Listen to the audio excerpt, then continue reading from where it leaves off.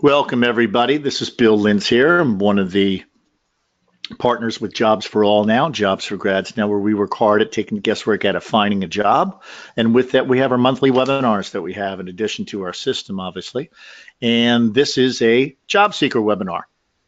So a few things before we get started, just for about 20 seconds or so. Let me just share with you briefly about us and what we do. Again, for those that aren't members or subscribers to us, we have helped out now, as the slide says, I think it does. We've helped out now over 1/3 job seekers. We're involved with really making it simple, but getting individuals hired fast, taking the guesswork out of finding employment, how to reach that decision maker, how to present yourself so it's a wow. How do you make it happen versus letting it happen? It's 10 complete steps, and each step has about 7 or so short 2-minute videos. It's also a gamification structure where the job seeker or the student gets really involved with it. We like to say it's edutaining experience with us. We have a 24/7 support structure so that job seeker can literally ask a question to any of our senior consultants. All of them have 10 years experience as an employment consultant to answer their questions literally 24/7. So when your office at the Career Center is closed, we're still open. Love to share with you. Email me or our organization there and ask for a free test drive. Love to do that and see why literally 4 to 5 that do say, boy, really want to partner with y'all and to make it happen. All partners do and members do get a recorded webinar of every event that we have. We have, as I was just saying, we have over 100 hours now on virtually every topic, Career Center topic and job seeker topic as well. With that, it's time for the show. Let's go on here. Absolutely. It's my pleasure that today we have the topic on LinkedIn. Yes, boosting your success and brand power through your LinkedIn profile. And our guest today, Sandra Clark. Sandra, I am glad you're here because every time I listen to you, I learn more. So I love that. But LinkedIn, as we know, it is a powerful tool for growing your personal brand, for reaching the decision maker, so many things that it does. A couple of key takeaways that we're going to get from this, just a few.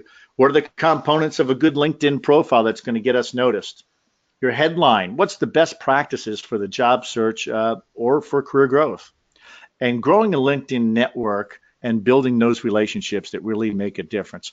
You know, someone was telling me just a little while ago that the differences between successful people and those that aren't.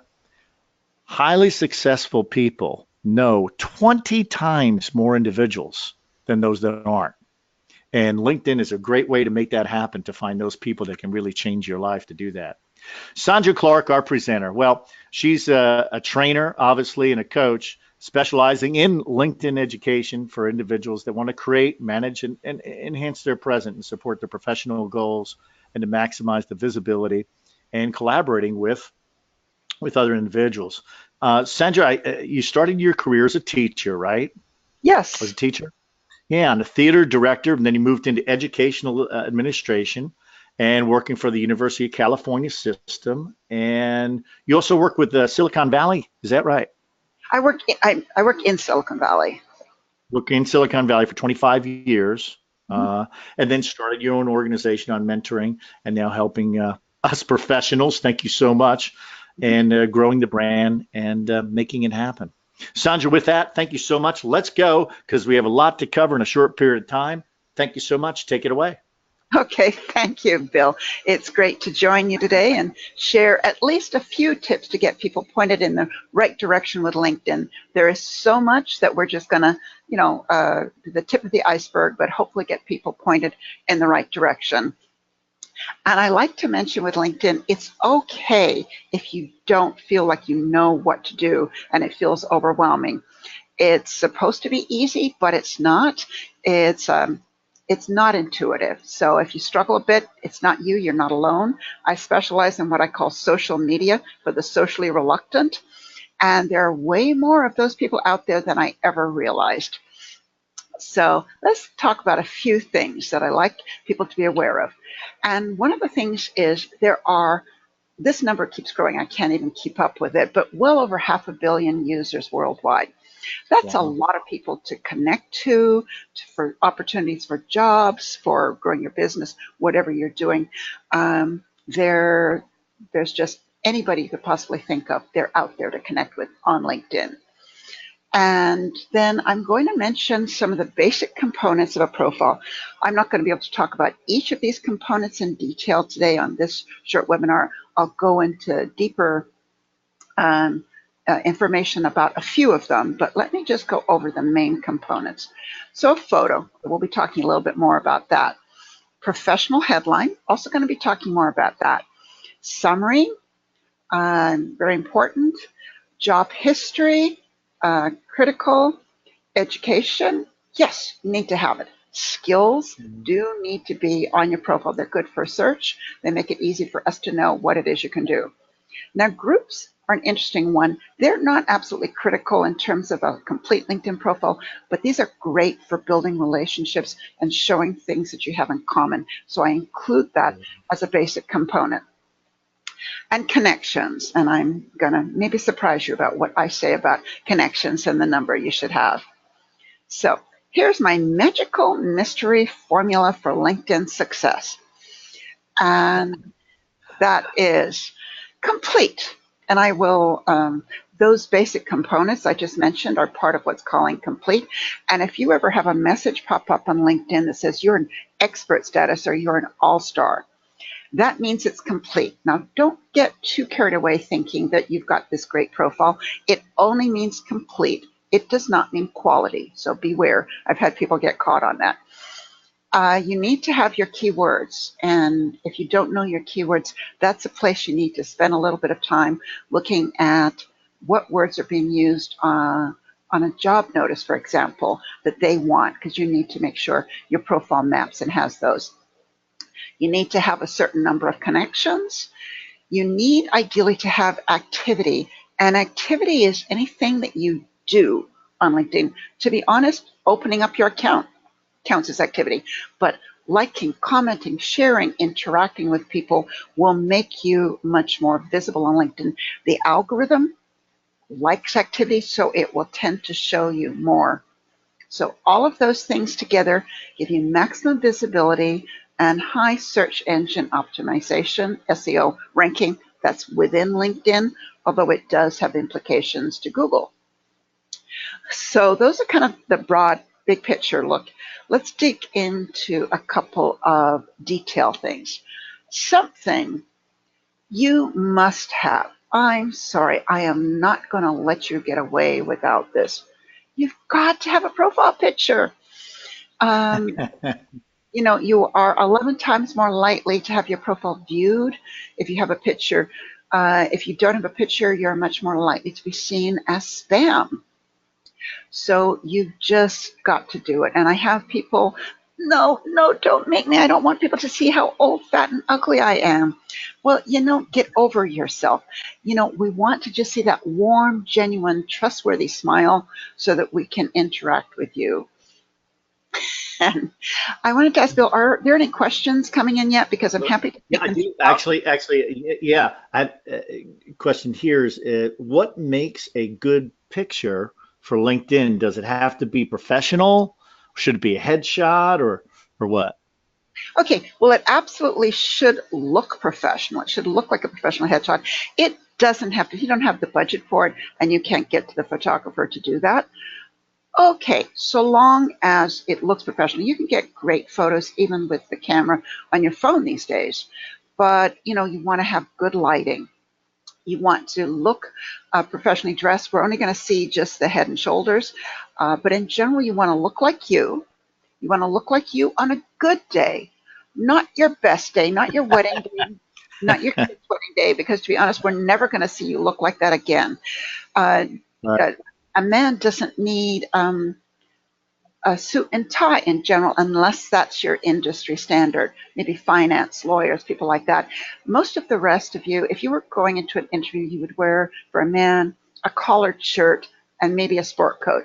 For a woman, a nice top. So look professional, no kids in your photo, no spouses, no beer cans, wine bottles, sunglasses showing in the background, just you. Uh, Wow. look like the person that's walking into a meeting for an interview. So Good. yeah, if you can tell, that's a big thing for me. So thank you for letting me go on about that. Well, it's first. It is. If you think about it, it's a first impression. Boom.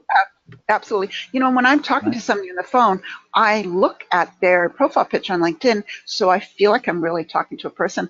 I smile more, I'm more engaged, and I feel like I'm really starting to build a relationship rather than Right. just generic. So the Good next point. big thing for me is your headline.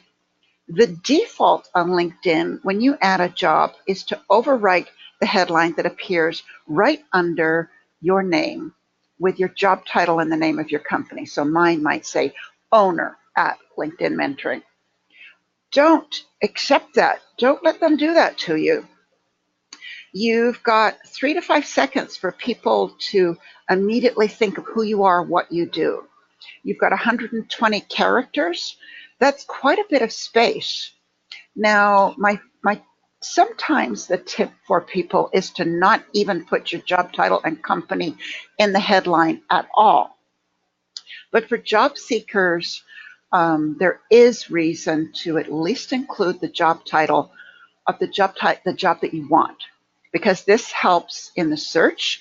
If the recruiters and hiring managers are doing a search for trainer, in my case, project manager, you definitely want that keyword in your headline, even if you're currently unemployed, or perhaps you're currently doing something different because you're not in working in your profession at the moment. That's still who you are, is the project manager, even if right now, you're doing something else. Right. Headline.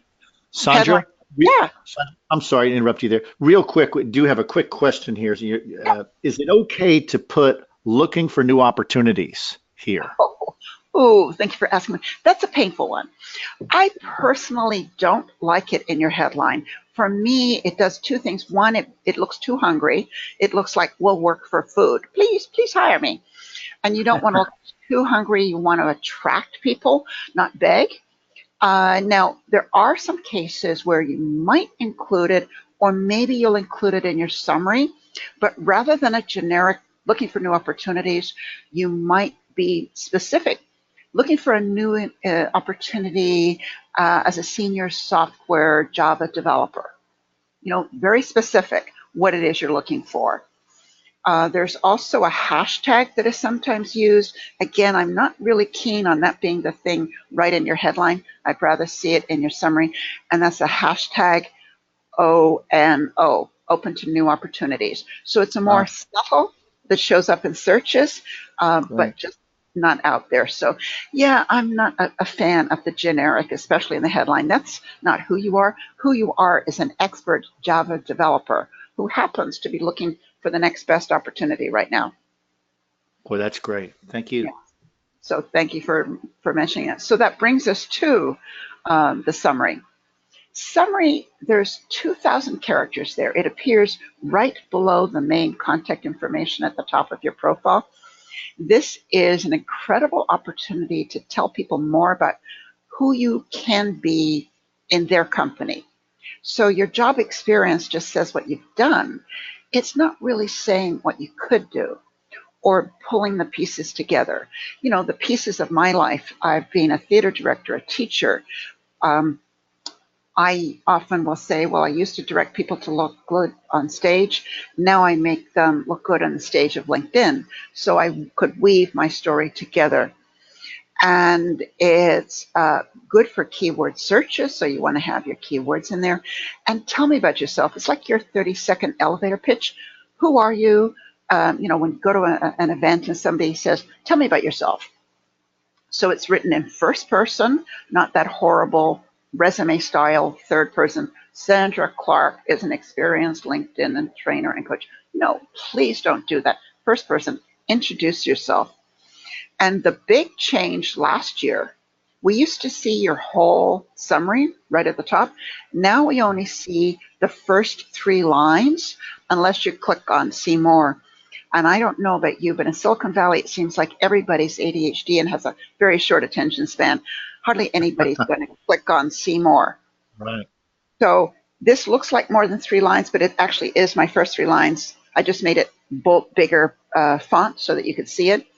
So in general, I would say my formula is something intriguing about you. So my attempt to be intriguing, make you want to click and see more about me, is I specialize in social media for the socially reluctant. I've got what I'm actually going to do for you, you being my target client. Now, if you're a job seeker, your target client is your employer. So maybe you're going to tell them what you're going to do for them. You know, I get products to market faster and less expensively. You know, maybe not exactly that, but tell your employer what you're going to do for them. And then have a call to action. What is it you want them to do? Now, I've got my contact info right there in my summary. And you might say, Sandra, why are you putting it there? Doesn't it show above under contact info? Well, yes and no. Although you can change your settings, in general, the contact info is only visible to people you're already connected to. Well, I want all the people I'm not connected to easily see how to contact me. And I want Great them point. to do that easily. So if you're a job seeker, you might sort of say, contact me to discuss how I can add to your company's value. I'm sorry, I don't have a good statement off the top of my head. You can also tell them maybe you don't want to put your email there because you're afraid of that email being spammed or something. Still tell them to contact you through LinkedIn, but tell them or they don't know. Great point. Hey, Sandra, is it okay if an individual put down, I have increased productivity 28% with my last company, looking forward to doing that with my next company? Oh, I love that. That's a great example. Thank you. I wish I thought of that. Yes, absolutely. You can do that. Now, telling your story is good. I would say that in general, they don't, they being companies don't like you to put specific dollar amounts. Um, you know, like I increased by, $4 million or something. Um, Right. Although you can put it on your resume, there's something about the companies don't like that information so publicly on your profile. That's what I've heard. So, but that Good point. 28%, awesome. Thank you. Good. So that brings us to your experience section, and that's under your job history. So, how far back do you go? And as with many things in life, I'm going to say it depends. In general, you don't need to go back more than 10 years. It's not your whole work history. And that, for example, would be very true of an engineer in fast-paced Silicon Valley.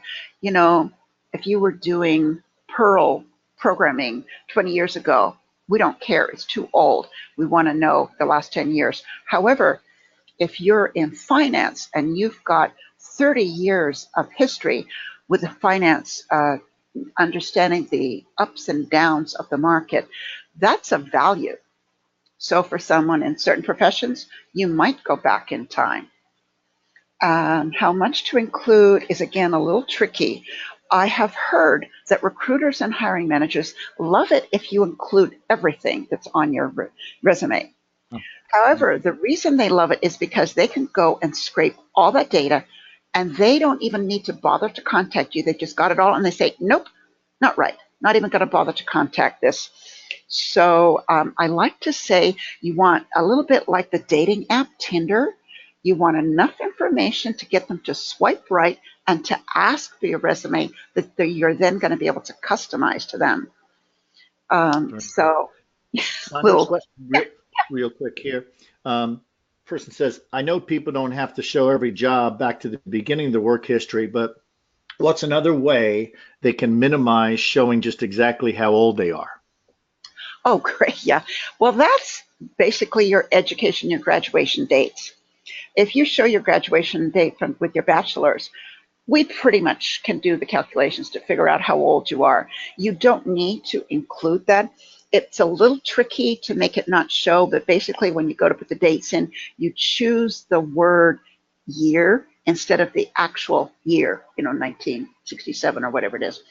Gotcha. And the, you might say it doesn't matter, but what happens is I want to see good degree, good university. And if I see the dates, sometimes it's a bit like the rubbernecker syndrome.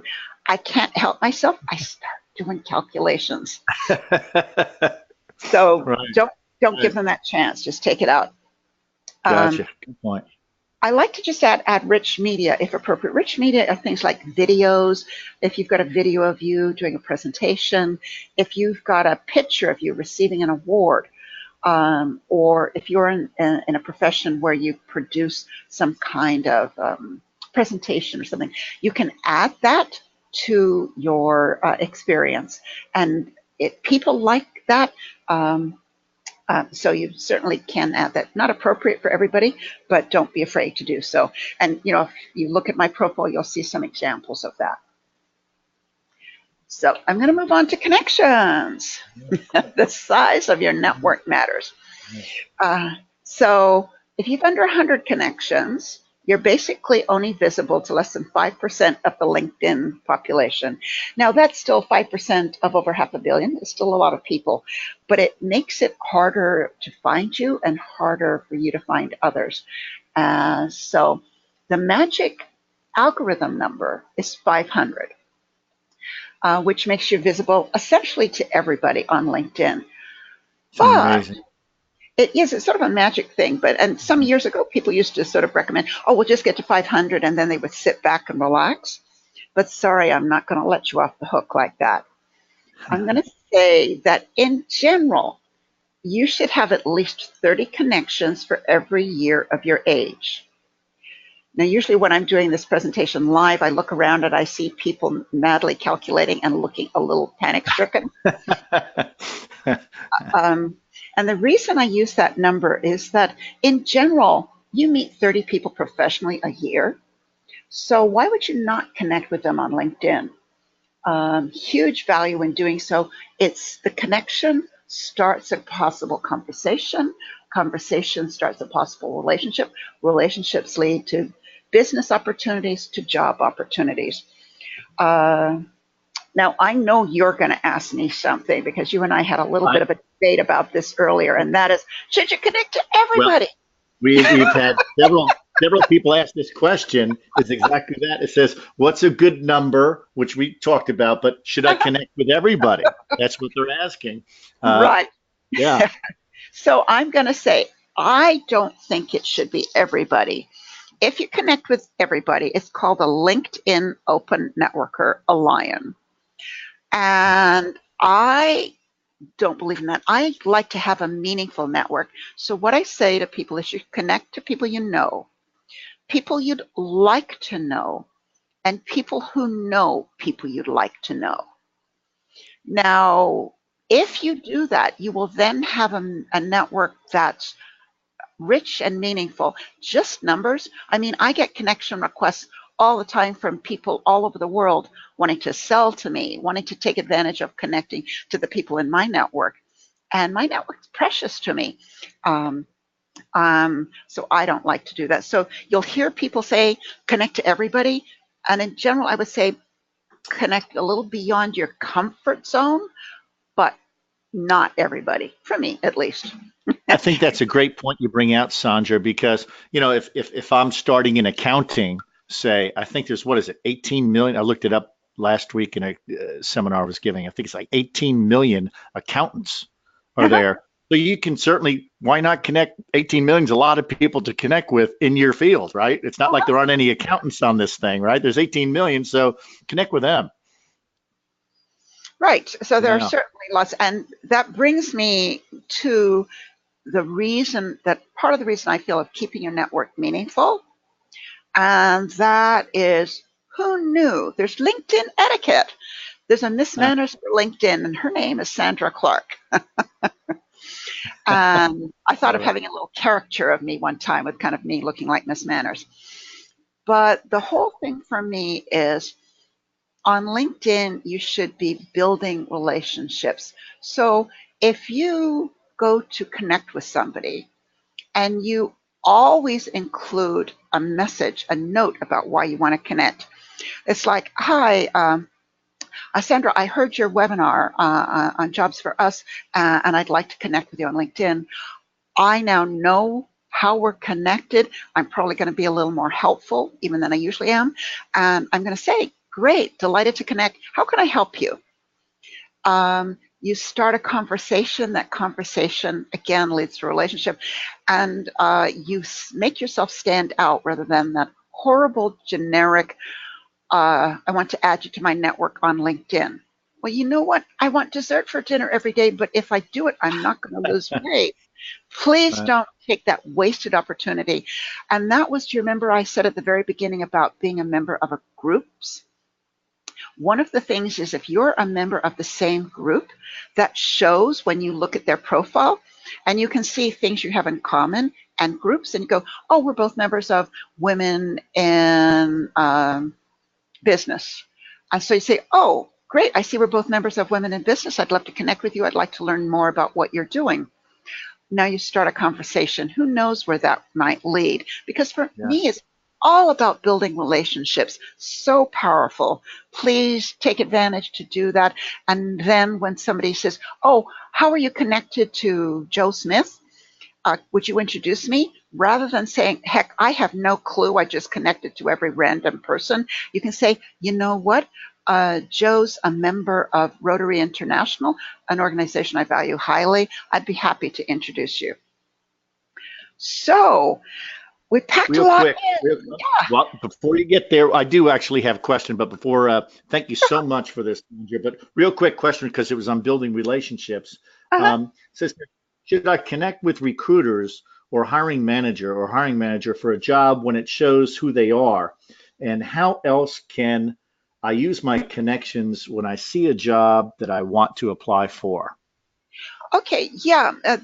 It's funny. I was just reading an article about that this morning, and it basically reiterates what my thinking is that in general, if they show who the hiring manager or recruiter is, it's okay to connect with them. But always say why. Always be respectful. Always be professional. Don't do that generic message and be respectful about it. Some hiring managers and recruiters actually don't like it, so it's a bit of a gamble. But in general, I would say that. And use, if you've got a large enough network, there's almost no company I can look at where I don't see somebody I know that works there, some alumni of a university I went to that works there. And I reach out and connect with them and they might love to introduce me and bring me in. Boy, that's a great point. And one thing is, I believe we were talking about earlier before we went on live here, was that boy, you can reach those other connections that are working for a company you're interested in, and you can find out about the decision maker. They might know that decision maker, and you Mhm. get to know that about that individual, get to know what their challenges are in that department, and that's valuable information that you can use too using this, right? Many ways you can see if they're posting content, you can see what they're writing about. Lots of information you can gather from LinkedIn. Cool tool. Good. Very good. Very good. Well, there's your information. Obviously, if anyone needs to contact you, we have so many more questions. We have time for just a couple more. But obviously, Sandra, thank you for sharing this. It's great, great information to get us going. There's her information. And as she said, boy, please contact her. Should you have questions, love to help you out with that Right. quite a bit. And I'll be sending out a self-scoring evaluation checklist that'll take you through pretty much all of the components of your profile, not just the few we've been able to touch on today. Fantastic. Thank you so much for doing so. Real quick on questions. Uh-huh. What are the top two no's on LinkedIn? I guess if you had what are two no-nos? Okay. Well, for me, it really is about don't have a profile without a picture. You need a Yeah. picture, and don't send generic invitations to connect without a personal thing. Those are really powerful things. My two big things. hmm hmm And he, here's one. Um, is LinkedIn safe? Question mark. And goes, what I mean by that is, have you heard of any instances where I should not have put information on LinkedIn?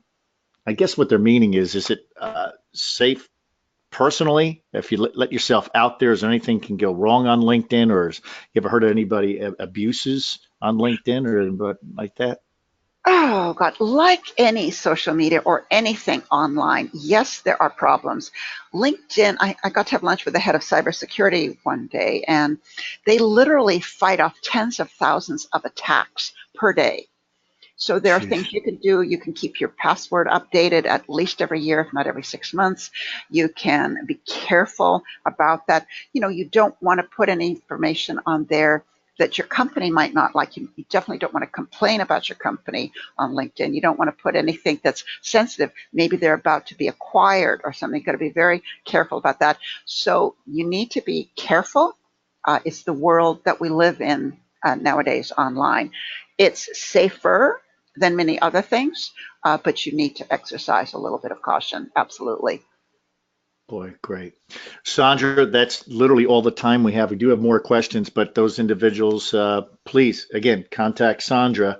And real quick about us, we have webinars, Career Center webinars that we have, job seeker webinars. You can just click on that, and every month we have them. We just had one on body language. We're having another one on making your resume an interview magnet. And with that, thank you, Sandra. Thank you so much in sharing your expertise and knowledge. And thank everyone. Hopefully this helped you in taking the guesswork out of finding employment. Wish you all the best. Take care.